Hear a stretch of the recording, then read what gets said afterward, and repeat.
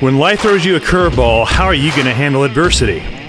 Welcome to the Fearless Mindset Podcast, where you're about to go on a journey as I interview security, business, and entertainment leaders on what it takes to stay fearless. I'm your host, Mark Ludlow, and enjoy today's episode.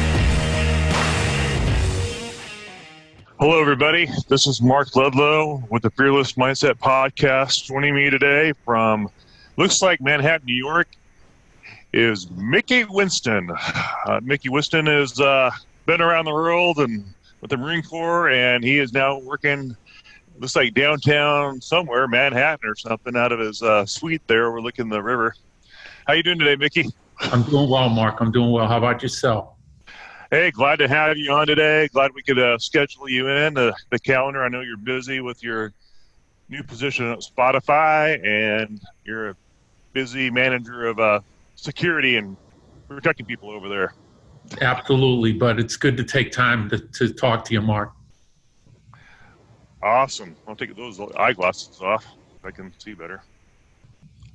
What happens when you get on these things? They make you go blind. I know the feeling, man. I'm actually, as you could tell, I'm away from my studio in Orange County. So I'm on a working project, which I signed a non-disclosure agreement, so I can't tell anybody where I'm at, what I'm doing, but it's security related, so it's about as far as I can go. Those are the best kinds of things. Nobody knows. Nobody knows. Top secret, black squirrel. Exactly.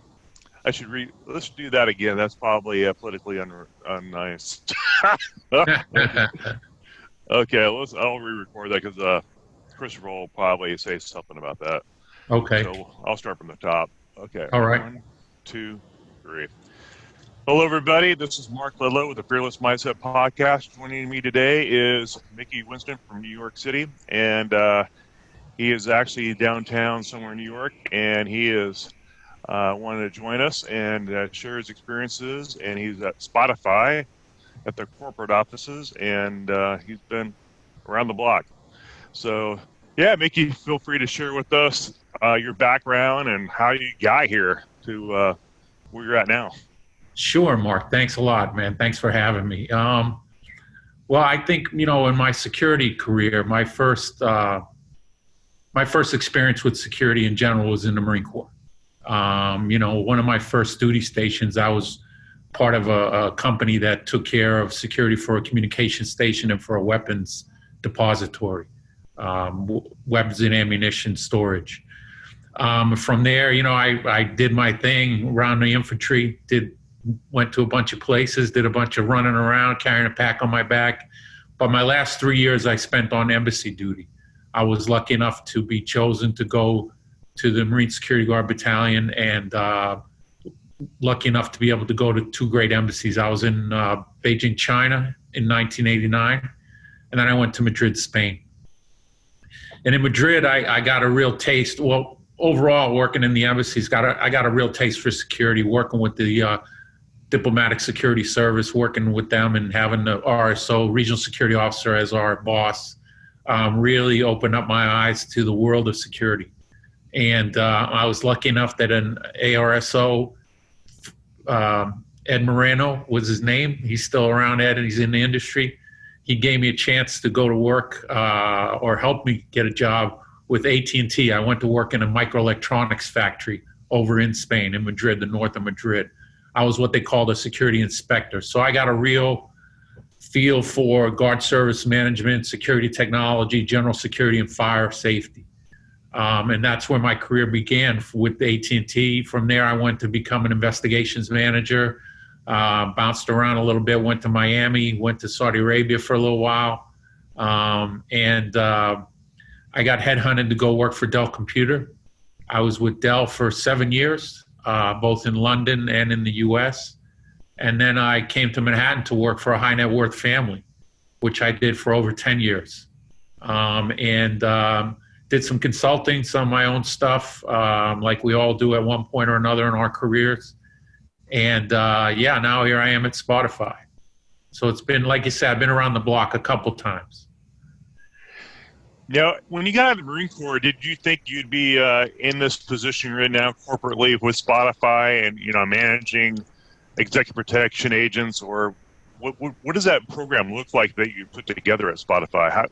What is that? Well, yeah, Spotify, it's more general security. I don't have a lot to do with executive protection. We have a different, they have a different view on executive protection. I don't have a lot to do with that. I mostly do manage your day-to-day, your general security, corporate security responsibilities for the region, for the Americas region. But when I got out of the Marine Corps, I had no idea when I kind of fell into this career like a lot of us do.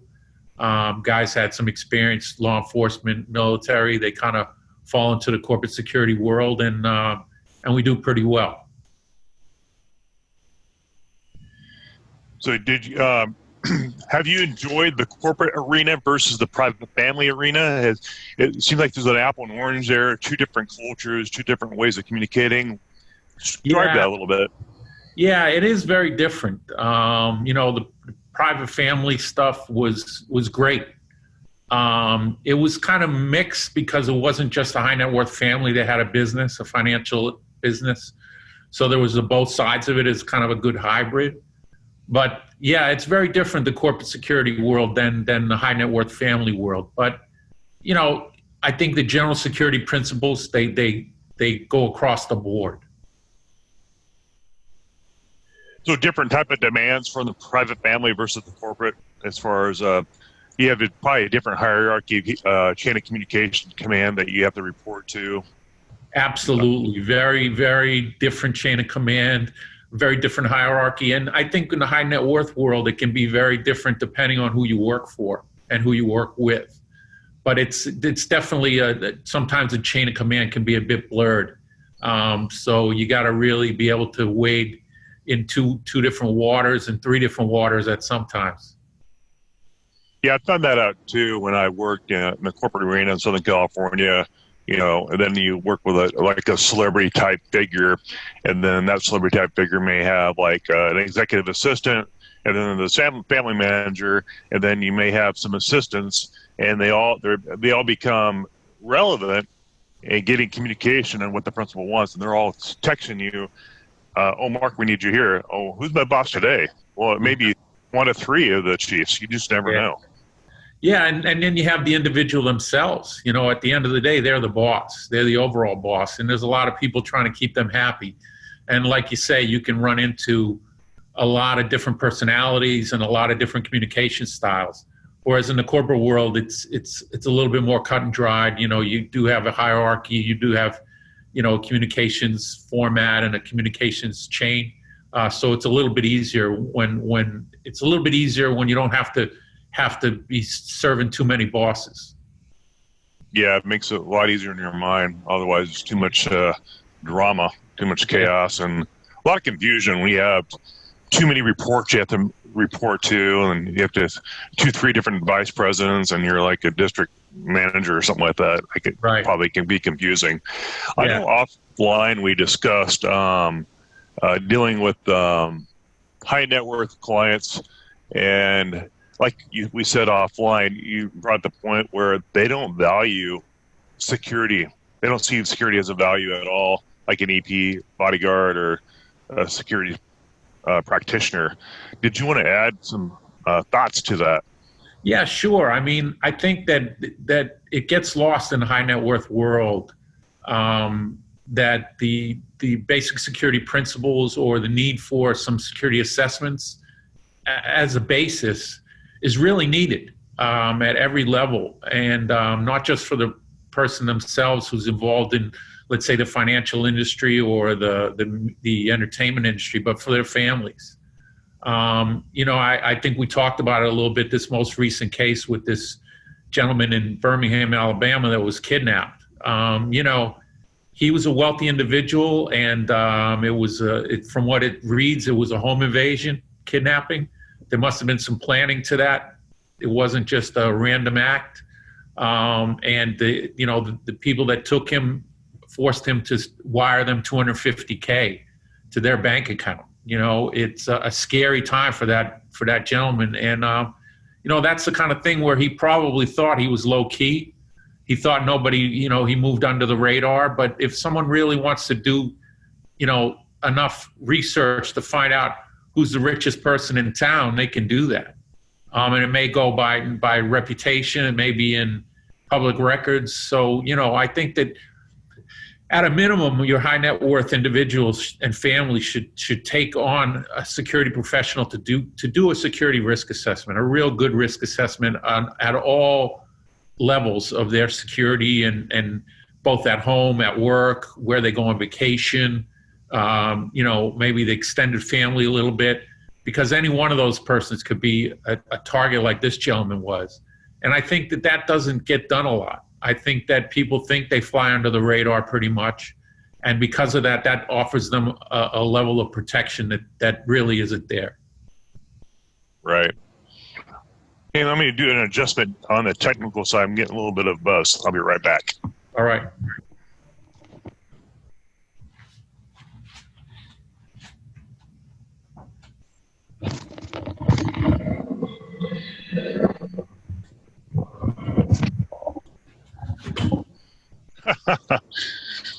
I like that.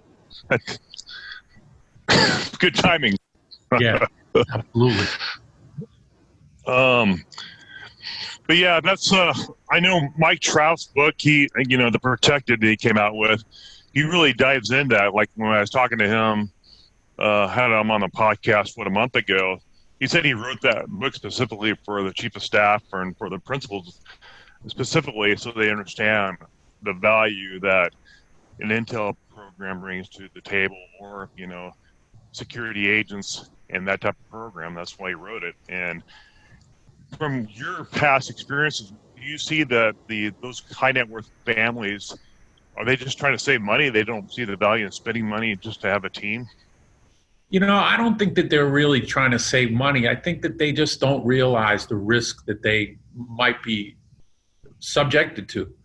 I mean, the thing is that the circles they move in as well, they need to look at that risk. They may not be at risk, or they may not be as high profile as they think they are. But you go to a few movie premieres, or you go to the opening of something, or a charity gala or something like that, you're moving in circles where people start to say, well, this guy must be worth this much, or he wouldn't be around here. So I think that they just don't realize the risk that they're under. And I don't know whether insurance companies or the like take that into account, whether they're, when they look at their risk assessment of people. I think they look at the financial risk a lot, but they're not looking at the people risk. I mean, you can't put a value on a person's life or one of their family members. So I really think that it's not a case where they don't want to spend the money. I think if it's presented to them in the right way, if a professional security assessment is done as presented to them in the right way with some measures, that may not always mean a protective detail or a bunch of guys around them. It could be simple things like, alarm systems and locks and keys and things like that. But at least have a start with that risk assessment. And like you say, Mike Trout's book is great. And Mike's a true professional. I hope I can do as well as him on this podcast, because he's great. Very well versed in what he does. And that risk assessment is, as I say, is the key. I can't keep repeating that enough. Absolutely. Yeah, because the risk assessment dials in on, it tells the client, okay, here's where your vulnerabilities are. Social media, maybe your kids are just putting too much stuff on social media, giving away locations, vacations, or parties. The kids are going to a specific location of the house. They're pinging themselves. I mean, the recipe for disaster for a team, just trying to mitigate all that social media stuff. Absolutely. And I know a lot of training systems like EP schools. I see a lot of people, walking in the box or pyramid formation or whatever. You just don't see companies wanting to spend that money for that. Now everything's covert. Any thoughts on that? And just changing that methodology. Yeah, absolutely. That covert surveillance is something that can really be utilized as a great tool, especially for someone in that realm that doesn't want to have someone around them all the time. That covert surveillance operative can provide a host of intelligence about what's going on and what you don't know is going on. And I even think if you did have a team, having another covert level kind of circle around that would be great helpful as well. Probably the biggest problem with that is probably selling that budget to the chiefs of staff or the family manager or whoever is in charge, executive assistant, to sell that idea to the client to get them to buy into that, probably. Absolutely. Yeah, you'd like to be able to talk to the individual themselves, but that doesn't always happen. You have to go through a couple of different levels. But if you could get the right message across, and keep it without scaring them too much, you don't want to put something out there that's going to cause fear, because that never works. I think fear-based stuff just doesn't work, or it's temporary only. If you can get that across as being something that's level-headed, that's been thought out, and it's got a good plan, I think you could get through to getting a good program. In your experiences working with high net worth families, how many gatekeepers do you have to go through in daily communications and daily emails? I mean, is there usually one person you report to, or is there several in what you've experienced? Yeah, in my last experience, it was pretty good. I just really had one person that I had to go through, and I communicated a lot with the individuals themselves, which was great. But I can see there being, like you say, there's a chief of staff, there's an executive assistant, there's an assistant to the assistant, and that you can go through a lot of levels of communication there. So it's hard to, with things like schedules and stuff that change all the time, they could kill you, have you going back and forth from, A to B to C and back to A again. So it's really tough. Those clear communication channels are definitely very important. And how many years in your career did you spend with the high net worth families? Did you have a 10-year time period or something like that? Well, I guess if you include the Dell years, it'll be about 19 years. Wow, that's a lot of time. Yeah, it is a lot of time. When I think about it now, it's a lot of time, Mark. I never kind of put it together like that. But you got a lot of invaluable experience with that, and I'm sure Michael Dell is the owner of Dell, obviously, right. So probably some figure like that, I'm guessing. And then with that, when you join those families, you sign a non-disclosure, non-compete agreement, so you can't tell anybody what you're doing. Exactly, yeah. I could tell you I work for Dell Computer. That's about as far as I'll go. That's smart. Here's a thought process. A lot of youngsters out there getting into the business, getting out of the military, they just don't know what they don't know. And Facebook is killing us. Instagram's killing it. And it's just a lot of CommSec is being reached because it's becoming a popularity contest out there. Could you explain your thoughts on just CommSec of being on a detail, and what's the integrity of all the things? Express your values on those things.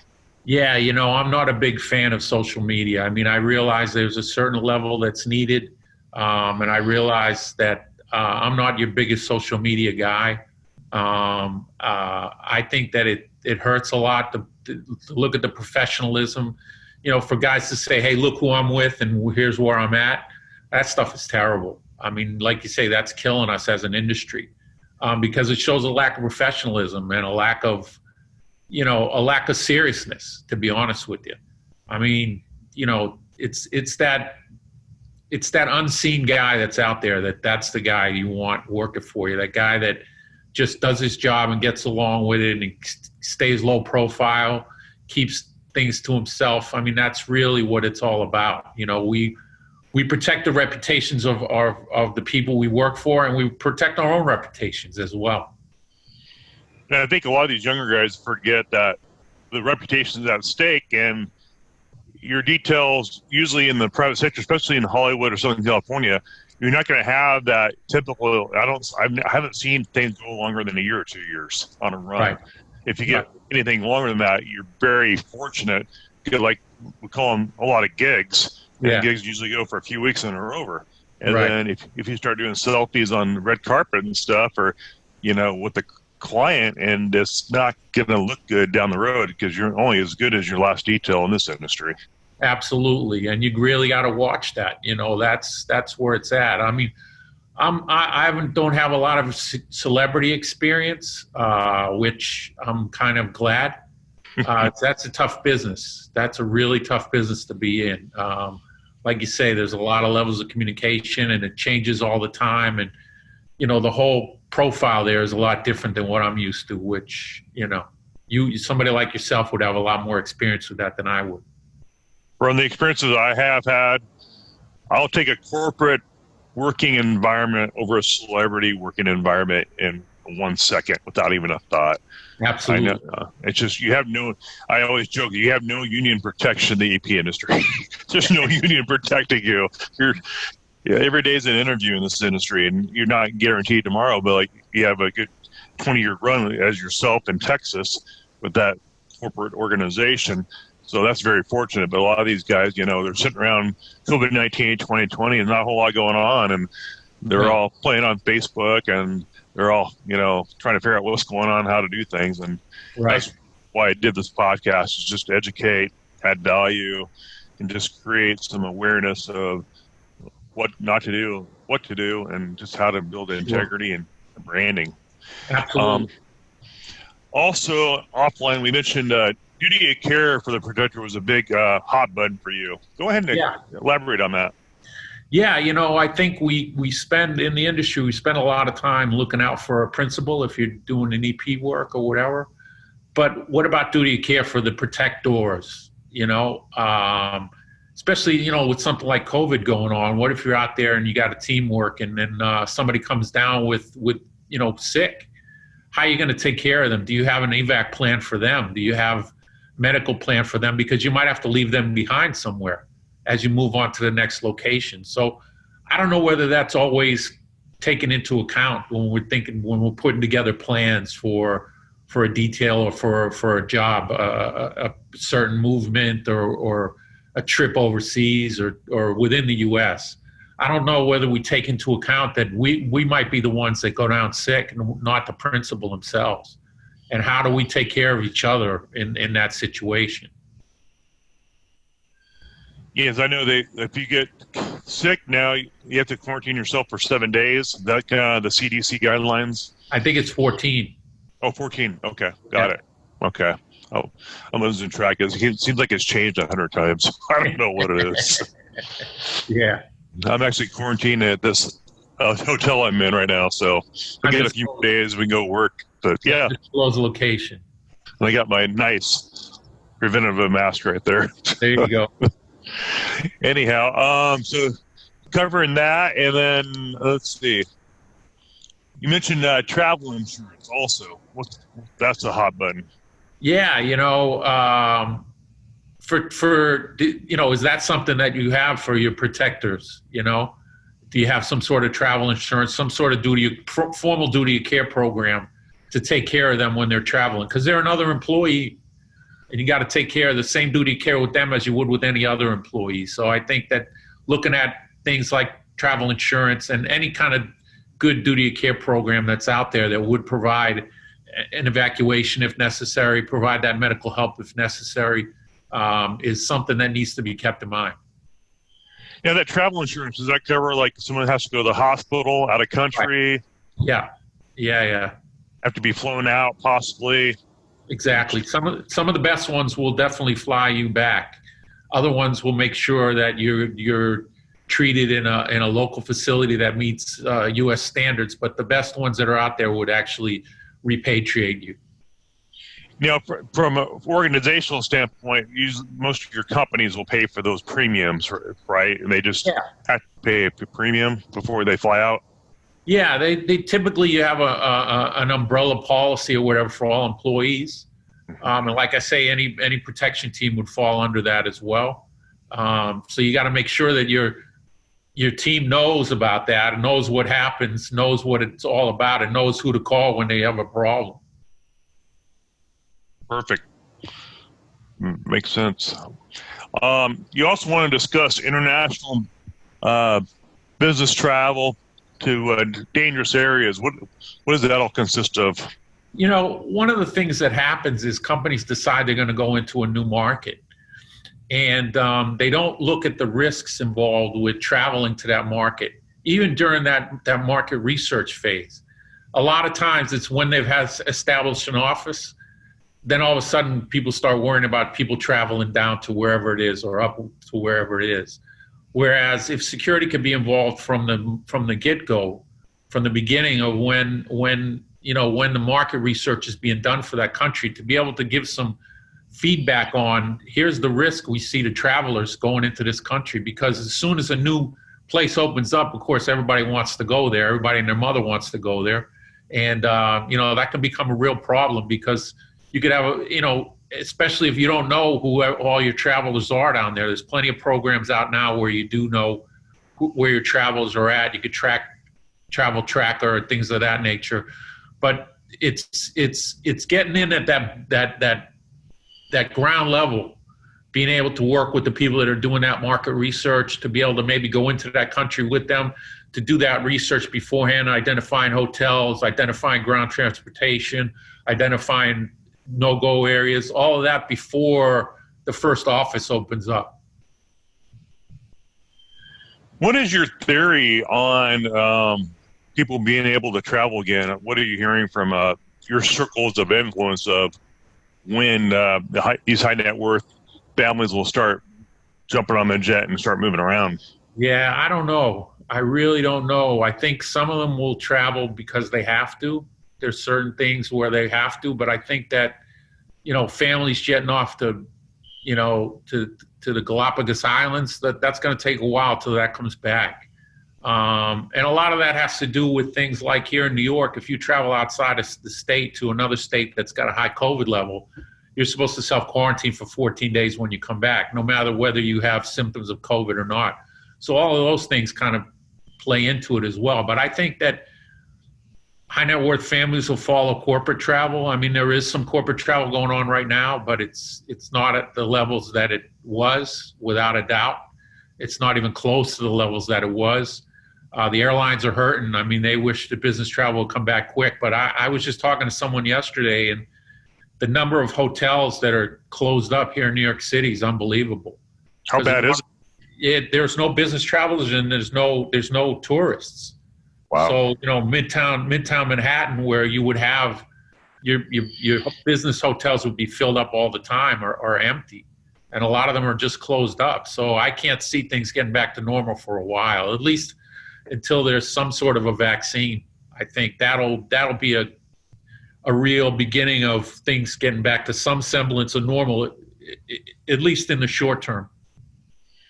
Yeah, I think was it James or Mike Trott? He mentioned the same thing. As soon as we get the therapies going and the vaccines approved by the FDA, then we'll start seeing that. But who knows? I mean, I'm not a scientist or medical expert, so I can't offer any advice on that. I have no idea. No, me neither. I think it's something that everybody's waiting for, but I think that there's going to be a lot of pent-up demand. So I think that travel, when it does come back, there's going to be quite a bit of it all at once. So I'm sure the airlines will be happy to hear that. So as the economy goes, how is New York being hit pretty hard with all this? Yeah, it's been hit pretty hard. Again, the restaurants, they haven't been able to have indoor dining until, I believe it's this Friday. They're going to have indoor dining. So they've been outdoor dining, but I was just reading about the number of them that are under real duress. Because again, there's no tourists. You don't have those business lunches going on. They're dependent on kind of local neighborhood people for their business. And, there's only so many nights you can go. Although people in New York City don't like to cook, they go out a lot and they eat in a lot.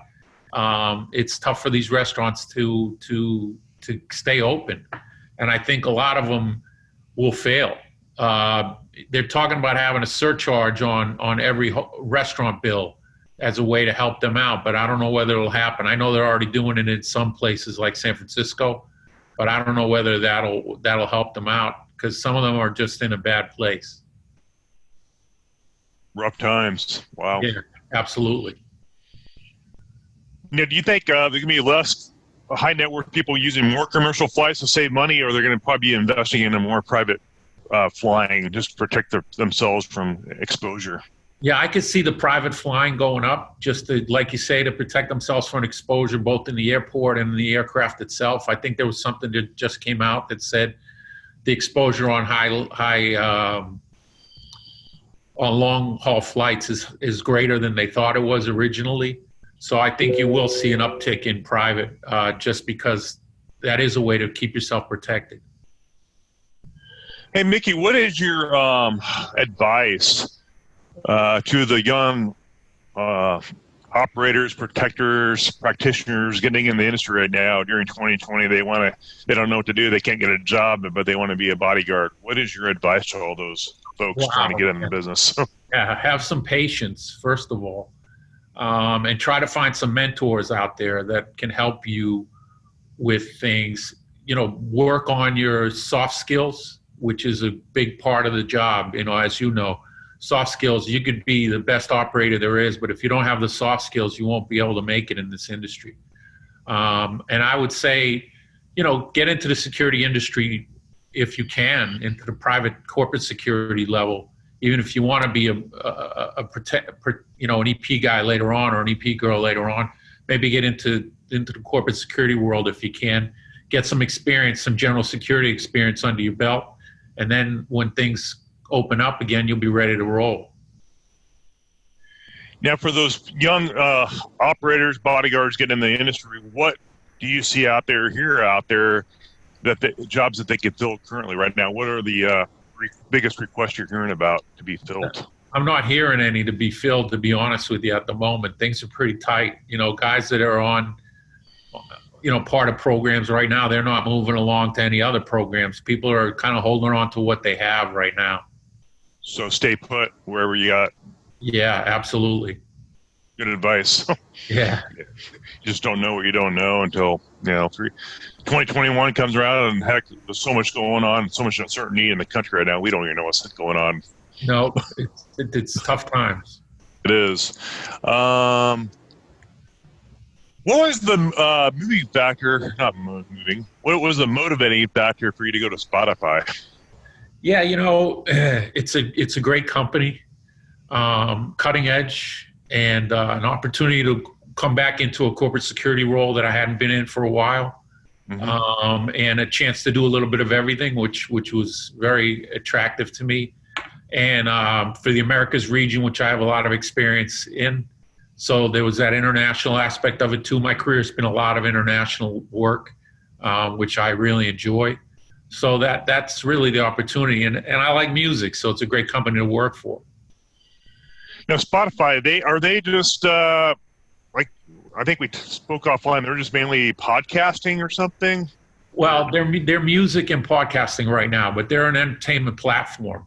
So they're really big on podcasting right now, but the music, music was their beginning of their life, and it's still a big part of it. And they've done really well lately, especially with the lockdowns, with COVID. A lot more people are streaming music and podcasts at home because they're working from home. So they've done real well lately. You see entertainment changing because of what Spotify is doing? Like, you have the big 4 networks out there. Now you have Spotify.